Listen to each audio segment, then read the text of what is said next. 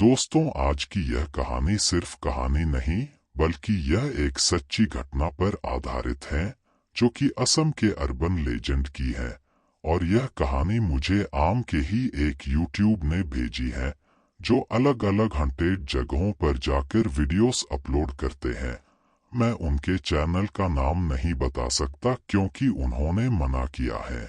और आखिर उनके और उनके दोस्तों के साथ उस बांस के जंगल में क्या हुआ जब वह कैंपिंग करने गए थे, तो आइए सुनते हैं आज की यह लावे की डरावनी और सच्ची कहानी। अगर आपको ऐसी ही कहानियां पसंद हैं तो प्लीज आप मेरे चैनल को सब्सक्राइब कर लेना। तो आइए सुनते हैं।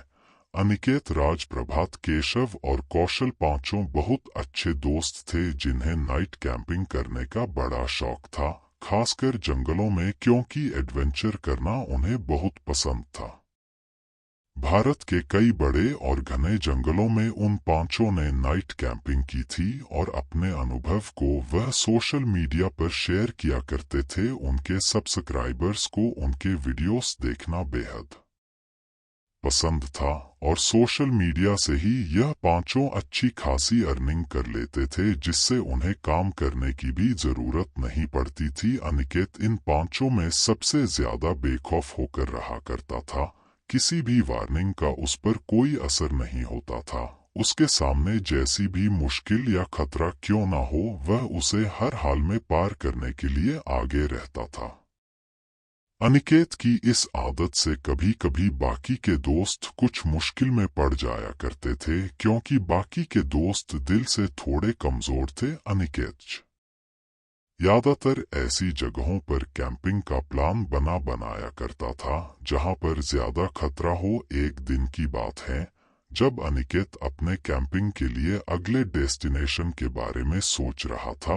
उसे ऐसी जगह चाहिए थी जहां पर वह कोई एडवेंचर कर सके या कोई ऐसी जगह जहां जाने से लोग डरते हैं। इंटरनेट पर ऐसी कई जगह मिली लेकिन ज्यादातर जगहों पर जाना बैन था या तो अनिकेत खुद ही इंटरेस्टेड नहीं था। वह पूरा दिन और रात अगली कैंपिंग प्लेस की तलाश में लगा रहा और अगले दिन सुबह 4 बजे के आसपास उसे नींद आ गई। जब वह सुबह उठा तो उसका मूड काफी खराब था क्योंकि उसे मनचाही जगह नहीं मिली। अनिकेत अपने दादा दादी के साथ रहा करता था और उसके माता पिता एक कार एक्सीडेंट में चल बसे थे। उस समय वह सिर्फ 9 साल का था। उसके दादा दादी हमेशा उसे खतरनाक काम करने से रोका करते थे लेकिन अनिकेत को उससे खुशी मिलती थी। इसलिए उसकी जिद के आगे वह भी कुछ बोल नहीं पाते थे। उस दिन जब वह नाश्ता करने के लिए बैठा तो उनके घर में काम करने वाली एक औरत उसके लिए पानी लेकर आई। उसका नाम दामिनी था और वह तकरीबन 40 साल की थी। दामिनी ने नोटिस किया कि अनिकेत का मूड खराब है, इसलिए वह पूछ बैठी, क्या हुआ अनिकेत बेटा, कुछ परेशान से लग रहे हो? नहीं कुछ नहीं। तो दामिनी ने कहा, पिछले 10 साल से काम कर रही हूँ मैं यहाँ। इतना तो जान गई हूँ कि तुम कब सच बोलते हो और कब झूठ। तभी अनिकेत की दादी भी आ गई और बोली, अरे दामिनी, इसका मूड खराब है तो इसकी एक ही वजह होगी और वह यह है कि इसे कैंपिंग के लिए कोई अच्छी जगह नहीं मिली होगी। हर बार ऐसा ही तो करता है, यह बस मुंह फुलाकर बैठ जाता है। अनिकेत ने कहा, दादी प्लीज यार, मैं सच में परेशान हूँ, आप मजाक मत उड़ाओ मेरा। अरे इतनी बड़ी दुनिया है लेकिन जो जगह मुझे चाहिए वैसी जगह मिल ही नहीं रही है। तो उसकी दादी ने कहा, अरे कैसी जगह जाना है तुझे? तो अनिकेत बोला, दादी कोई ऐसी जगह जहां मैं पहले कभी नहीं गया, मतलब ऐसी जगह जो उन सबसे अलग हो जहां मैं जा चुका हूं, जैसे कि कोई हॉन्टेड जगह जहां भूत प्रेत के साए से लोग जाने से डरते हो। तो दामिनी ने कहा, हे भगवान, ऐसी जगह जाकर खतरा क्यों मोल लेना चाहते हो? कुछ हो गया तो अनिकेत ने कहा, अरे काकी, भूत प्रेत कुछ नहीं होता है, जानती हो ना कि लोग बेवजह डरते हैं। इन सब बातों से अरे लोगों को बेवकूफ बनाया जाता है। ऐसी बातें फैलाकर तो दामिनी ने कहा, नहीं नहीं अनिकेत बेटा ठीक है, मैं मानती हूँ कि ऐसी बहुत सारी जगह है जहाँ पर भूत प्रेत होने की सिर्फ अफवाह है, लेकिन कुछ ऐसी जगह भी है जहाँ पर सच में लोगों ने भूत प्रेत और आत्माओं जैसी चीजों को देखा है। जैसे कि आसाम को ही ले लो, इतनी सुंदर जगह है वह, लेकिन वहाँ के बांस के जंगलों के बारे में कितनी डरावनी अफवाह फैली हुई है। अनिकेत ने जब आसाम के जंगलों के बारे में सुना तो उसे काफी इंटरेस्टिंग लगा, क्योंकि वह इससे पहले कभी भी आसाम नहीं गया था। अनिकेत ने पूछा, क्या है उस बांस के जंगल में? तो दामिनी ने कहा, वह तो मुझे नहीं पता, लेकिन वहां से जो भी गुजरा है ना, उनके साथ बहुत सारी डरावनी घटनाएं घटी है। अब पता नहीं क्या है वहां, लेकिन कुछ तो जरूर है। तो अनिकेत ने कहा, अच्छा आपको उस जगह के बारे में कैसे पता? तो दामिनी ने कहा, अरे बेटा अखबार से, अरे वहां के जंगलों के बारे में अखबार में भी छपा था। तभी उसकी दादी ने कहा, अच्छा चलो बस करो अब अनिकेत, जल्दी से नाश्ता कर लो बेटा, नाश्ता ठंडा हो जाएगा। तो अनिकेत ने कहा, अरे बाद में दादी, अभी कुछ काम है मुझे। इतना बोलकर अनिकेत तुरंत वहां से उठा और अपने कमरे की ओर भागा और आसाम के बांस के जंगलों के बारे में रिसर्च करने लगा। उसे पता चला कि असम में बांस का एक जंगल है जहां पर किसी घोट के रहने का अनुमान है। कहा जाता है कि यह घोट वहां काम करने वाले एक फॉरेस्ट रेंजर की है, जिसने उसी जंगल में न जाने किस कारण से आत्महत्या कर ली, और अब वह घोष बनकर हर आने जाने वाले ट्रैवलर्स को टारगेट करता है और अजीबोगरीब चीजों से उन्हें परेशान करता है। कई लोग इस जंगल में जाने के बाद वापस ही नहीं आए, और कई लोग थे जो वापस तो आए लेकिन बहुत ही बुरी हालत में। यह घोष बहुत खतरनाक और छलावा करना इसकी फितरत में है। कुछ लोगों का मानना है कि यह घोष सिर्फ कहानियों में है और ऐसी अफवाहें इसलिए फैलाई गई है ताकि वहां से गुजरने वाले लोग सावधानी से निकले। अनिकेत को यह जगह बड़ी इंटरेस्टिंग लगी। उसने तुरंत राज, प्रभात, केशव और कौशल को कॉन्फ्रेंस कॉल किया और कहा, मुझे हमारा अगला डेस्टिनेशन मिल गया भाइयों। तो केशव ने एक्साइटेड होकर कहा, अरे कहाँ मिला भाई? तो राज ने कहा, अरे इतना एक्साइटेड मत हो, जरूर फिर से कोई खतरनाक ढूंढ निकाली होगी इसने। तो प्रभात ने कहा, अरे भाई बताने तो दे उसे पहले। तो अनिकेत ने कहा, हाँ तो सुनो, हम सब आसम जा रहे हैं, वहां के बांस के जंगलों में कैंपिंग करेंगे हम। यह सुनकर सभी लोग एक्साइटेड हो गए उस जंगल के लिए। तो प्रभात ने कहा, बांस का जंगल काफी अच्छा लग रहा है, कुछ अलग एक्सपीरियंस होगा तो और भी मजा आ जाएगा। तो राज ने कहा, हाँ भाई, सब्सक्राइबर्स भी तो एक जैसा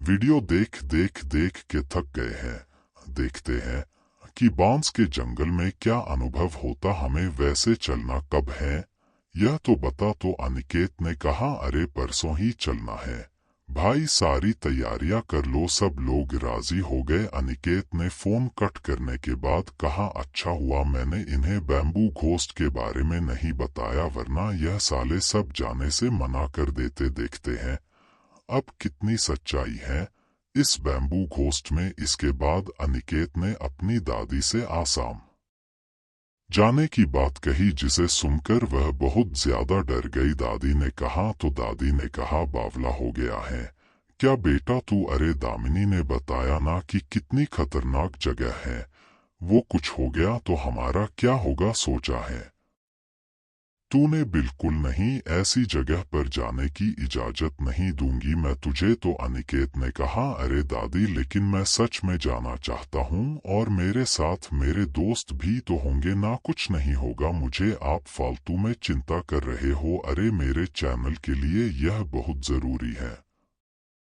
आप जानते हो कि मेरा करियर टिका है इस पर। तो दादी ने कहा, लेकिन बेटा ऐसी जगह ही क्यों जाना है, तुझे इतना खतरा क्यों मोल लेता है? कहीं कुछ हो गया तो लेने के देने पड़ जाएंगे। जंगली जानवरों का सामना तो कर लेगा तू, लेकिन भूत प्रेत का कैसे? तू कोई और जगह ढूंढ ले बेटा। अनिकेत ने कहा, जी नहीं, मैं असम ही जाऊंगा और आप मुझे नहीं रोकोगे। दादी समझो ना यार, यह भूत प्रेत कुछ नहीं होता है। अच्छा, आपको पता है?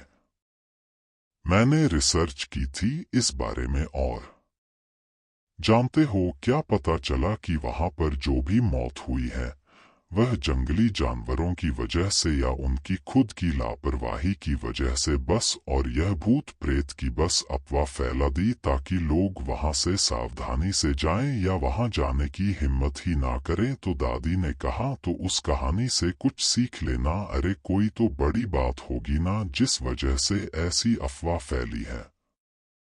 इस जगह को जाने दे बेटा, मेरी बात मान। अनिकेत के बहुत समझाने पर उसकी दादी ने इजाजत नहीं दी। फिर अनिकेत ने कहा, अच्छा ठीक है, बस नहीं जाऊंगा, लेकिन मैं कुछ दिनों के लिए प्रभात के घर रहने जा रहा हूं ताकि नए वीडियोस की तैयारी कर सकूं। अब आप इसके लिए तो मना नहीं करेंगी ना? तो दादी ने कहा, देखो बेटा, मुझे इससे कोई दिक्कत नहीं है, बस जल्दी वापस आना क्योंकि तेरे बिना मन नहीं लगेगा हमारा। तो अनिकेत ने कहा, हाँ हाँ, बस मैं आ जाऊंगा कुछ दिनों में। इसके बाद वह वहां से चला गया अपने कमरे में। उसने अपना सारा सामान पैक कर लिया और फिर प्रभात के घर चला गया। उस दिन प्रभात उसे अचानक अपने घर में देखकर हैरान रह गया और बोला, अरे तू इस वक्त यहाँ कैसे भाई? अनिकेत ने कहा, यार दादी आसाम जाने से मना कर रही है, मैं झूठ बोलकर आया हूँ कि कुछ दिन यहीं ठहर, हम कल ही यहाँ से निकल चलेंगे। सारी तैयारियां कर ली है ना भाई तूने? तो उसने कहा, हाँ हाँ कर ली है सारी तैयारियां। फिर क्या था, सारे दोस्त कैंपिंग के लिए तैयार हो गए और अगले दिन ही आसाम जाने के लिए ट्रेन पकड़ ली। 24 घंटे के अंदर वह पांचों आसाम पहुंच गए। स्टेशन पर उतरते ही केशव ने एक आदमी से बांस के जंगल के बारे में पूछा तो वह आदमी बोला, वह तो यहाँ से करीब 75 किलोमीटर दूर है, लेकिन तुम लोगों को वहाँ क्यों जाना है? तो कौशल ने कहा, कुछ काम है। अरे आप बताओ तो वहां पहुंचे कैसे? तो उस आदमी ने कहा, अरे भाई वहां तुम लोगों को कोई भी लेकर नहीं जाएगा, जिसको मरने का शौक होगा ना वही लेकर जाएगा बस। तो अनिकेत ने कहा, अरे कोई बस जाती है क्या आसपास? तो आदमी ने कहा, हाँ तुम लोगों को शाम को 5 बजे बस स्टैंड से बस मिल जाएगी, लेकिन वह सीधे उस रास्ते से नहीं जाती बल्कि बांस के जंगल से 5 किलोमीटर पहले ही तुम लोग को छोड़ देगी, फिर तुम लोगों को पैदल ही चलकर जाना पड़ेगा। तो अनिकेत ने कहा, अच्छा ठीक है भैया, धन्यवाद आपका। उस आदमी ने कहा, भाई पहली बार किसी को मौत का रास्ता दिखाया है, मैंने वैसे सलाह दे रहा हूँ कि वहां मत जाओ वरना वापस आओगे या नहीं इसकी कोई गारंटी नहीं है, बाकी तुम्हारी मर्जी है। उसके बाद वह आदमी वहां से चला गया। प्रभात ने कहा, यार बड़ा ही अजीब आदमी है, क्या बोल कर गया यह, और हमें उस जंगल में कोई लेकर क्यों नहीं जाएगा? तो अनिकेत ने कहा, अरे छोड़ना होगी कोई बात, हमें क्या करना है, अब चल बस स्टैंड चलते हैं। फिर इसके बाद वह पांचों बस स्टैंड के लिए निकल गए और वहां पर 5 बजे तक बस स्टैंड में इंतजार करते रहे। फिर जब बस आई तो उसके जरिए बांस के जंगल की ओर जाने के लिए निकल पड़े। करीब 2 घंटे के बाद बस ने उन्हें बांस के जंगल पर उतार दिया और वह पांचों जंगल की ओर पैदल जाने लगे। 7 बज गए थे और पांचों दोस्त चले जा रहे थे। वह रास्ता बिल्कुल सुनसान था, आसपास बड़े डरावने पेड़ के अलावा कुछ नजर नहीं आ रहा था। सामने का रास्ता भी बहुत ही ज्यादा डरावना लग रहा था और सामने कोहरा नजर आ रहा था। उस एरिया में पांचों दोस्तों को काफी ठंड भी लग रही थी। तो प्रभात ने कहा, यार इतनी दूर कैसे जाएंगे भाई, मेरे तो अभी से पैर दुखने लग गए और ऊपर से यह इतना भारी बैग। तो अनिकेत ने कहा, अरे यार अभी बहुत दूर चलना है, अभी तो हमने आधा किलोमीटर भी पार नहीं किया, चलते रहो बस। तो राज ने कहा, यार हम सही रास्ते पर तो हैं, ना यहाँ तो जीपीएस भी काम नहीं कर रहा। तो अनिकेत ने कहा, अरे मेरे भाई, एक ही तो रास्ता दिख रहा है, यहाँ गलत कैसे हो सकता है? और वैसे भी कोहरा भी काफी ज्यादा है, तो हो सकता है तुम लोगों को ऐसा लगे, लेकिन हम लोग सही रास्ते पर हैं। तो राज ने कहा, यार मुझे तो इस रास्ते से जाने में डर लग रहा है, और ऊपर से ठंड में मेरी हालत खराब हो रही है। तो प्रभात ने कहा, यार तुम लोग चुप रहो भाई, क्यों फालतू की बातें कर रहे हो? बार बार ऐसी बातें करोगे तो डर लगेगा ही। शांति से चलते रहो बस। उन्हें चलते हुए करीब 3 घंटे बीत गए, लेकिन बांस का जंगल शुरू नहीं हुआ। सब बहुत ज्यादा थक चुके थे, और अब तो आसपास से कुछ जानवरों की आवाज भी सुनाई देने लगी थी। 10 बज चुके थे, लेकिन रास्ता खत्म होने का नाम ही नहीं ले रहा था। कौशल ने कहा, अरे यार मुझे भी लग रहा है कि हम गलत रास्ते में आ गए हैं।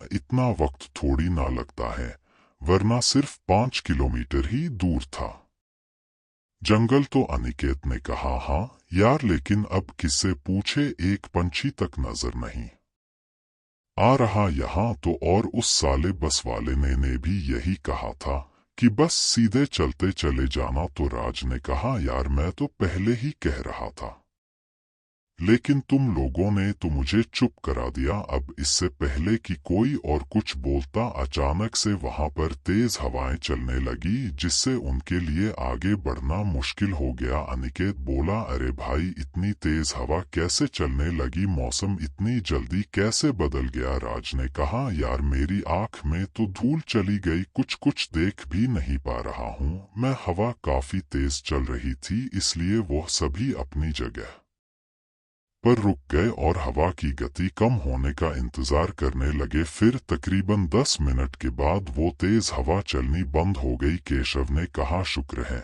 मुझे लगा यह तूफान रात भर नहीं थमेगा। फिर अचानक से उसकी बोलती बंद हो गई और वह बिल्कुल दंग होकर अपने आसपास की जगह को देखने लगा। राज ने कहा, क्या बात है केशव, क्या हुआ? तो केशव ने कहा, यह बोर्ड, यह तो अभी नहीं था यार, यहाँ अचानक कैसे आया? और यह बांस का जंगल यहाँ कैसे? बाकी दोस्त पीछे मुड़े और उन लोगों ने भी उस बोर्ड को देखा तो खुद भी है राम रह गए। वह बोर्ड सच में पहले वहां पर नहीं था। अनिकेत ने उस बोर्ड में लिखी हुई बात को पढ़ा, यहाँ से गुजरते समय ध्यान रखें, जंगल की ओर ना देखें और जितनी जल्दी हो सके निकल जाएं। पांचों एक दूसरे को देखने लगे। अनिकेत ने कहा, देख परेशान मत हो भाई, कोहरे की वजह से हमने ध्यान नहीं दिया होगा कि हम पहुंच भी गए। राज ने कहा, वह तो ठीक है, लेकिन इतनी रात को कैंप कैसे लगाएंगे यार? तो अनिकेत ने कहा, अब और कोई चारा भी तो नहीं है ना यार, चलो अंदर चलकर कोई खुली जगह तलाशते हैं।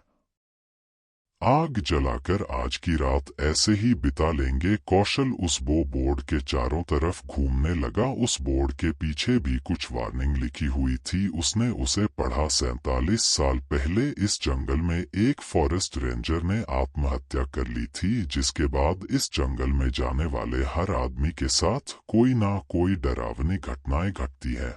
कहा जाता है उस फॉरेस्ट रेंजर की आत्मा इस बांस के जंगल में भटक रही है, जो आने जाने वाले लोगों को परेशान करती है और गुस्सा आने पर उन्हें मार भी देती है।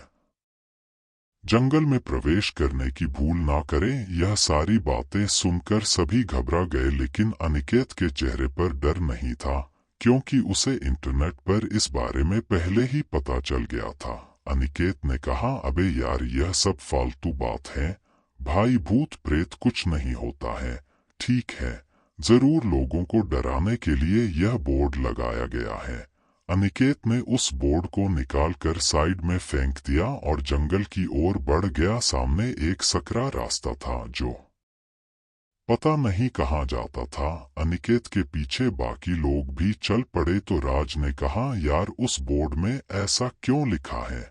अनिकेत, तूने आने से पहले इस जगह के बारे में रिसर्च तो की होगी ना? अनिकेत कुछ बोला नहीं, क्योंकि उसके पास बोलने के लिए कुछ था ही नहीं, वह पांचों चुपचाप उस सकरे रास्ते की ओर चल पड़े। सबके हाथों में टॉर्च थी। जैसे ही उन लोगों ने उस जंगल में कदम रखा, एक बहुत ही गंदी बदबू उनके नाक तक पहुंची। प्रभात ने कहा, छी, कितनी गंदी बदबू है यार, पता नहीं किस चीज की बदबू है, सहन ही नहीं हो रहा है। सबने अपनी नाक बंद कर ली और धीरे धीरे जंगल के अंदर जाने लगे। बांस का वह जंगल बहुत ही ज्यादा भयानक लग रहा था। ऊंचे ऊंचे बांस के पेड़ थे, ऊंची नीची जमीन थी और वहां की खामोशी इतनी ज्यादा खौफनाक थी कि कोई भी डर जाए। पांचों कैंपिंग के लिए खुली जगह की तलाश में थे, लेकिन बांस के उस घने जंगल में खुली जगह तलाशना बेहद मुश्किल का काम था। वह गंदे स्मेल आनी भी बंद नहीं हुई थी। जंगल में कोहरा छाया हुआ था, जो और भी भयानक लग रहा था। कोई सीधा रास्ता ही नहीं था वहां। और एक बात तो वह पांचों समझ गए थे कि अगर वो लोग यहाँ से बिछड़े तो वापस मिलना बहुत ही ज्यादा मुश्किल होगा। वह लोग एक के पीछे एक चलते हुए आगे बढ़ते चले गए। राज ने कहा, अनिकेत, यहाँ कैंपिंग करना सही तो रहेगा ना यार? इतनी सारी वार्निंग मिली है हमें और यह जंगल देखकर मेरी हालत भी खराब हो रही है। तो अनिकेत ने कहा, भाई, इतने जंगलों में कैंपिंग की है हमने, अरे इसमें घबराने वाली क्या बात है, बाकी जंगलों जैसा ही तो है। अब रात के समय में घने जंगल तो डरावने दिखाई देते ही है यार। तो राज ने कहा, पर यार यह तो कुछ अलग ही है। जरा देख तो कितने ऊंचे ऊंचे पेड़ हैं। बांस के ऊपर से पैर रखने के लिए खुली जगह भी नहीं है। हर जगह बस बांस ही बांस नजर आ रहा है। तो अनिकेत ने कहा, ओहो भाई, डर मत यार, कुछ भी नहीं होगा। बस सब साथ में ही रहना और बिना बताए कोई भी इधर उधर जाना नहीं, वरना खतरनाक हो सकता है।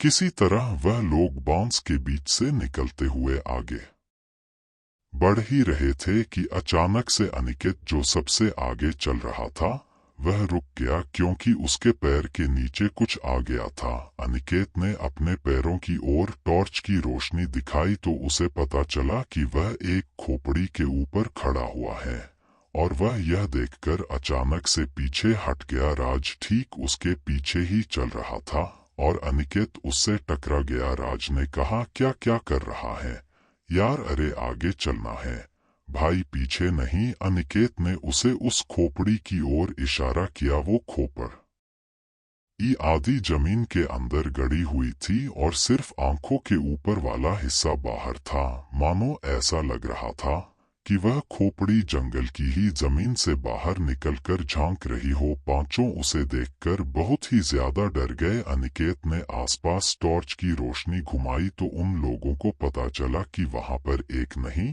बल्कि कई सारी खोपड़ियां पड़ी हुई है। कुछ जमीन पर यूं ही पड़ी हुई थी, कुछ जमीन के अंदर गड़ी हुई थी और कुछ पेड़ों के बीच में थी, जो ऐसी दिखाई दे रही थी मानो खुद पेड़ों के बीच में जाकर झांक रही हो। कौशल डर के मारे हकला हुए बोला, यार हर तरफ खोपड़ी ही खोपड़ी नजर आ रही है।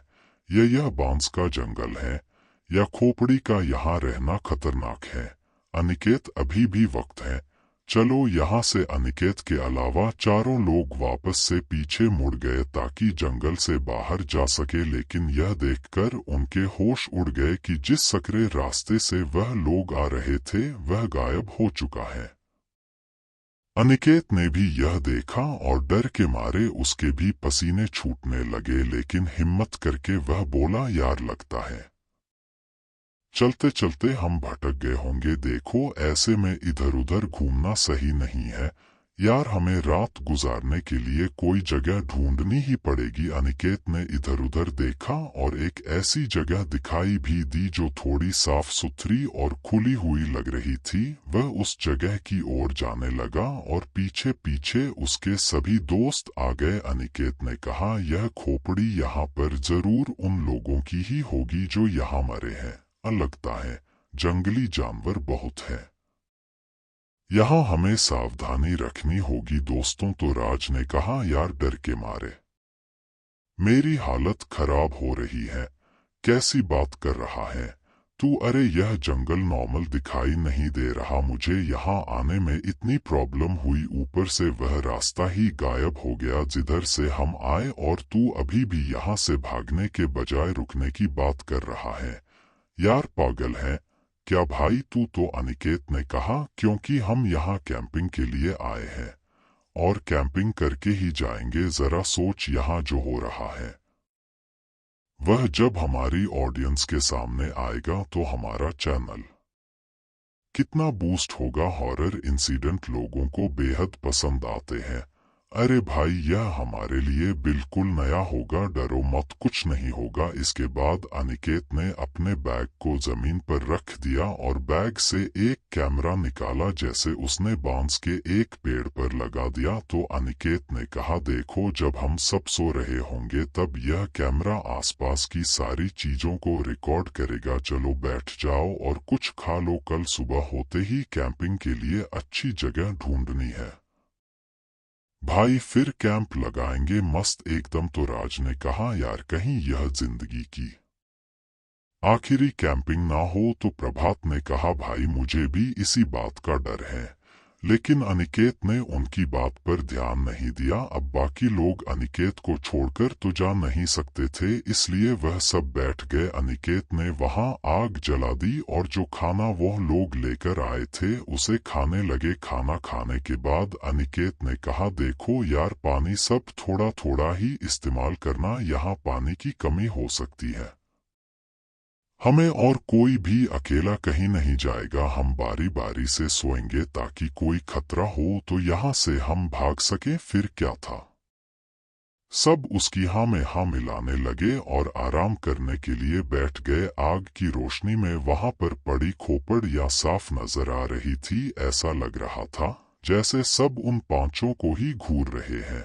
सब डर के मारे इधर उधर देखने लगे, क्योंकि बांस के जंगल में से ऐसा लग रहा था कि पता नहीं अचानक उन पेड़ों के बीच से क्या निकल आएगा। अनिकेत, राज और कौशल सो गए थे, लेकिन प्रभात और केशव की आंखों में नींद ही नहीं था। वह दोनों ही बाकी सबकी रखवाली कर रहे थे। तभी अचानक से केशव के सिर पर एक बांस का टुकड़ा गिरा। केशव ऊपर की ओर देखने लगा। उसने कहा, यह बांस की लकड़ी मेरे ऊपर किधर से गिरी यार? तो प्रभात ने कहा, अरे बेवकूफ, बांस का ही तो जंगल है, यह गिरा होगा ऊपर पेड़ से, इसमें है राम होने वाली कौन सी बात है। उसी वक्त प्रभात के सिर पर भी एक बांस का टुकड़ा गिरा और वह भी है रानी से ऊपर की ओर देखने लगा। फिर एक के बाद एक केशव और प्रभात के ऊपर बांस के टुकड़े गिरने लगे और झटके से वो उठ खड़े हुए। वह दोनों हैं राम थे, क्योंकि ऐसा लग रहा था कि कोई जानबूझकर उन पर बांस से हमला कर रहा हो। तो केशव ने कहा, यार अब तो मुझे भाई बहुत डर लग रहा है, मेरी हालत खराब हो रही है भाई। प्रभात, मुझसे यहाँ अब और नहीं रुका जाएगा, पता नहीं कब क्या हो रहा है हमारे साथ। प्रभात भी बहुत घबराया हुआ था। बाकी लोग आराम से सो रहे थे, उन्हें भनक भी नहीं लगी कि केशव और प्रभात के साथ क्या हुआ। तो प्रभात बोला, देख भाई, डर तो मुझे भी लग रहा है, लेकिन हम कुछ कर नहीं सकते। एक काम करते हैं, अनिकेत और राज को उठाकर सो जाते हैं। फिर वह दोनों ऐसा ही करते हैं। अनिकेत और राज बैठे हुए आसपास नजर रखे हुए थे। कुछ देर तो सब कुछ ठीक रहा, लेकिन फिर राज के साथ बहुत ही डरावनी घटना घटी। वह आराम से जलती हुई आग को देखे जा रहा था कि तभी उसे ऐसा लगा जैसे किसी चीज ने उसके घुटनों को टच किया। राज ने बड़े आराम से घुटने की ओर देखा तो ठीक उसके पैरों के पास एक खोपड़ी नजर आई जो बांस की लकड़ी के ऊपर रखी हुई थी, और वह लकड़ी सीधे बिना किसी सहारे के खड़ी हुई थी। उसे ऐसे देखकर राज जोर से चीखा और सरकते हुए पीछे हट गया। उसकी चीख सुनकर पेड़ों में बैठे जंगली पंछी अचानक से उड़ने लगे। चील, कौवे, उल्लू की आवाज से जंगल पूरा गूंजने लगा। यह सारी आवाज सुनकर प्रभात, केशव और कौशल भी चौंक कर उठ गए, लेकिन अनिकेत नहीं देख पाया जो राज ने देखा, क्योंकि जब उसने खोपड़ी की ओर देखा तो वह खोपड़ी जमीन पर नॉर्मल ही पड़ी हुई थी। अनिकेत ने कहा, यह खोपड़ी यहाँ कैसे? मैंने तो ध्यान ही नहीं दिया कि यहाँ पर भी पड़ी हुई है। यह राज पसीना पसीना हो चुका था। उसने कहा, वह लकड़ी सीधी खड़ी हुई थी, उसके ऊपर यह खोपड़ी थी, जैसे कि उस लकड़ी का सर हो। यह यहाँ कुछ तो है यार भाई, मुझे घर जाना है, मुझे नहीं रहना यहाँ पर। अनिकेत ने उसे पानी की बोतल दी और कहा, देख भाई, ठीक है, घबरा मत, ऐसा कुछ भी नहीं है, देख सब ठीक है, और जैसा तू बोल रहा है वैसा कुछ भी नहीं है। वह लकड़ी और खोपड़ी ऐसी ही पड़ी हुई है यहाँ पर। इसके बाद राज ने पानी पिया, फिर उसे थोड़ी शांति मिली। अनिकेत ने कहा, तुम सब सो जाओ, मैं आसपास नजर रख लूंगा, ठीक है? राज बहुत डर गया था, इसलिए वह केशव के साथ चिपक कर सो गया। फिर रात के करीब 2:30 बज गए थे। अनिकेत को भी नींद आ रही थी, पर नजर रखना भी जरूरी था, इसलिए उसने सोचा कि क्यों ना आसपास थोड़ा टहल लिया जाए ताकि नींद खुल जाए। इसलिए वह खड़े होकर उसी जगह पर इधर उधर टहलने लगा। कुछ ही मिनट बाद जंगल में फिर से डरावनी खामोशी छा गई और फिर असली खेल शुरू हुआ। उस वक्त अनिकेत को एक अजीब सी आवाज सुनाई दी जो किसी जानवर की लग रही थी। वह जानवर गुर्रा रहा था और ये आवाजें निकाल रहा था जैसे वह काफी समय से भूखा हो। यह सुनकर अनिकेत के हाथ पैर ठंडे पड़ गए। उसने तुरंत एक जलती हुई लकड़ी उठा ली ताकि वह खुद को उस जानवर से बचा सके। उसने सोचा, इन सब को भी उठाना होगा। जानवर की आवाज तेज हो रही है, मतलब वह करीब आ रहा है। अनिकेत ने तुरंत बाकी लोगों को उठाया और वह सब भी जंगली जानवर की आवाज सुनकर कांप उठे। सबने एक एक जलती हुई लकड़ी उठा ली। तभी अनिकेत ने सोचा कि एक बांस की मोटी लकड़ी भी पकड़ लेनी चाहिए, वह भी हथियार का काम कर सकती है। इसलिए वह इधर उधर देखने लगा और उसे एक मोटी लकड़ी नीचे पड़ी हुई दिखी। फिर वह उसे उठाने के लिए गया, पर जैसे ही उसने उस लकड़ी को उठाना चाहा, वह लकड़ी अपने आप ही आगे की ओर खिसक गई। और यह देखकर अनिकेत झुकी हुई पोजीशन में ही स्टैचू बनकर रह गया। उसकी आंखें हैं रानी से खुली की खुली रह गई। वह बस उस लकड़ी को देखे जा रहा था। एक बार के लिए उसे लगा कि यह मेरा वहम है, लेकिन फिर जब उसने वह लकड़ी उठाने की दोबारा कोशिश की तो वह वापस से आगे की तरफ खिसक गई। अब अनिकेत की हालत खराब होने की बारी थी। उसे अब यकीन होने लगा था कि दामिनी की बात सच थी। राज ने इस जगह को सही पहचाना था। वह सीधे खड़ा हुआ और अपने दोस्तों की ओर मुड़ा जो पहले ही उस लकड़ी की ओर देख रहे थे, और उनका का मुंह भी खुला का खुला रह गया था। अनिकेत उनके पास आकर खड़ा हो गया। अब उस जंगली जानवर के आने की आवाज बंद हो गई थी। पांचों दोस्तों के रंगते खड़े हो गए थे। सबको लग रहा था कि वह लोग बुरी तरह फंस गए हैं और बाहर जाने का कोई रास्ता नहीं है। राज ने कहा, भाई अब क्या करें, मुझे बेहद डर लग रहा है, प्लीज बाहर जाने का रास्ता ढूंढो। तो अनिकेत ने कहा, यार अपना बैग उठाओ और जल्दी से निकलते हैं, रास्ता अपने आप ही मिल जाएगा। सबने अपने अपने बैग उठा लिए और एक साथ वह वहां से बाहर निकलने के लिए चल पड़े। उनके पैर बड़े तेजी से चल रहे थे, जैसे कि कोई उनके पीछे पड़ा हो और वह अभी के अभी ना जाने कहां से उन पर हमला कर देगा। अनिकेत सबसे आगे था, वह जल्दी जल्दी चले जा रहा था और बाकी सब पीछे पीछे थे।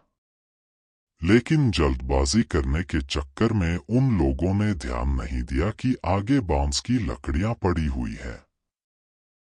वह लोग चलते गए और जैसे ही वह लोग उस बांस को लांग कर जाने वाले थे, अचानक से वह बांस हवा में उड़ा और उसने सीधे उनके चेहरे पर वार कर दिया, जिससे उन्हें काफी चोटें लगी और झटके के कारण वह सारे गिर पड़े। अनिकेत को ठीक उसकी आंखों के नीचे चोट लगी और खून बहने लगा। इसी तरह राज को नाक में चोट लगी और बाकी लोगों के गाल और सर पर लगी। अनिकेत को बहुत ही ज्यादा दर्द हो रहा था। अगर वह बांस थोड़ा सा ऊपर लगा होता तो उसकी आंखें भी फूट सकती थी। अनिकेत दर्द के कारण उठ भी नहीं पाया और बाकी लोग उसे घेर कर बैठ गए। राज ने कहा, तो तू ठीक तो है ना भाई? तो अनिकेत ने कहा, यार बहुत बहुत दर्द हो रहा है भाई, तुम सब तो ठीक हो ना? तो सबने कहा, हाँ भाई, बस थोड़ी सी ही चोट लहम ठीक है। अनिकेत ने अपनी आंख पर हाथ रखा हुआ था।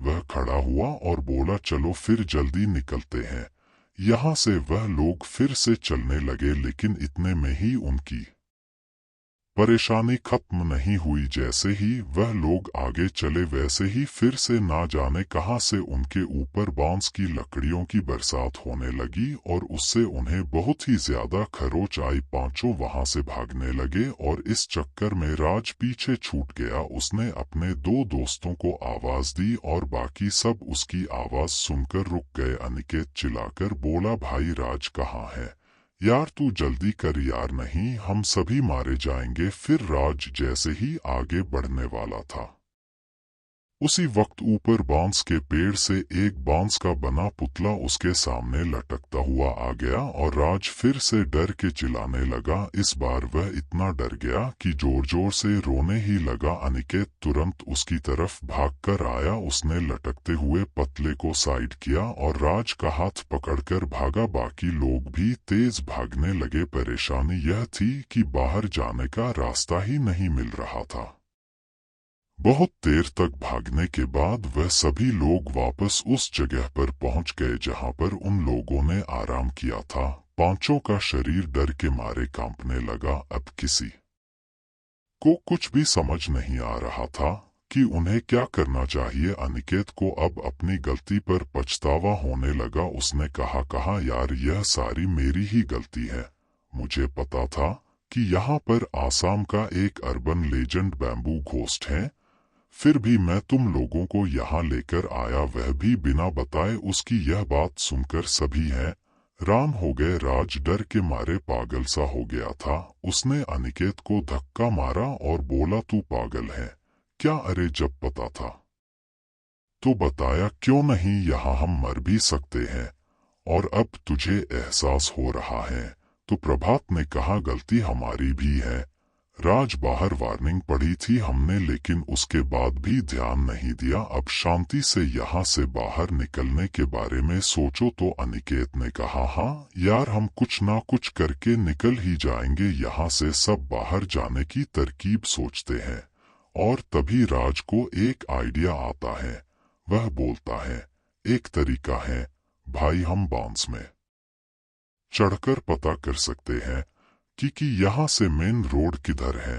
अनिकेत ने कहा, हाँ सही कहा, लेकिन उसके लिए तो सुबह होने का इंतजार करना होगा। अभी रात में कुछ पता नहीं चलेगा। अनिकेत ने समय देखा तो 4 बज चुके थे और जल्द ही सुबह होने वाली थी। प्रभात ने कहा, बस थोड़ी देर में सूरज उग जाएगा, तब हम सब बाहर जाने का रास्ता ढूंढ लेंगे। केशव ने कहा, मुझे बहुत प्यास लगी है यार। तभी अनिकेत ने पानी की बोतल ढूंढने की कोशिश की, लेकिन भागते भागते ना जाने वो कहाँ गिर गई थी। तो केशव ने कहा, छोड़ो यार, ठीक है कोई बात नहीं। तभी राज ने कहा, यार मुझे आसपास पानी की आवाज आ रही है, तुम्हें सुनाई दे रही है क्या? सभी लोगों ने ध्यान से सुना तो पता चला कि सच में आसपास कहीं पानी है।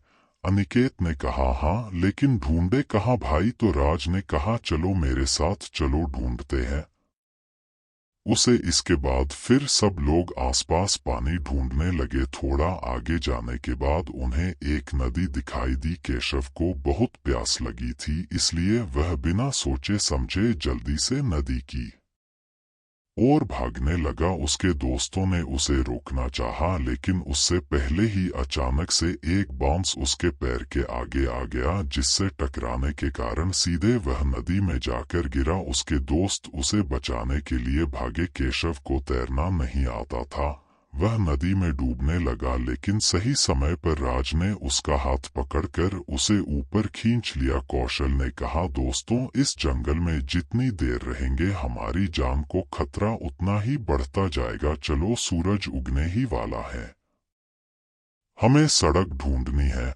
वह सभी लोग वापस से उस जगह पर आ गए जहां पर आराम करने के लिए रुके थे, और फिर अनिकेत बांस के पेड़ पर चढ़ने लगा। बार बार वह फिसल कर नीचे जा रहा था, क्योंकि बांस जैसे पेड़ पर चढ़ना कोई आसान काम नहीं था। बहुत कोशिश करने के बाद जैसे तैसे वह चढ़ा और उसने सड़क देखने की कोशिश की, और उनकी किस्मत अच्छी थी कि जो उसे सड़क दिखाई भी दे गई और वह बहुत खुश हो गया। वह तुरंत नीचे आया और बोला कि भाई, सड़क नॉर्थ की तरफ है, सीधे चलते जाना और जल्दी भागो यहाँ से। फिर वह पांचों जंगल से बाहर निकलने के लिए भागने लगे। कोई रुका नहीं, बस भागता चला गया। उन्हें फिर से डरावनी आवाजें आनी शुरू हो गई, लेकिन इस बार किसी ने भी उस पर ध्यान नहीं दिया और पीछे मुड़े भी नहीं। करीब 1 घंटे तक लगातार भागने के बाद आखिरकार वह पांचों जंगल के बाहर पहुंच ही गए, लेकिन खतरा अभी भी टला नहीं था।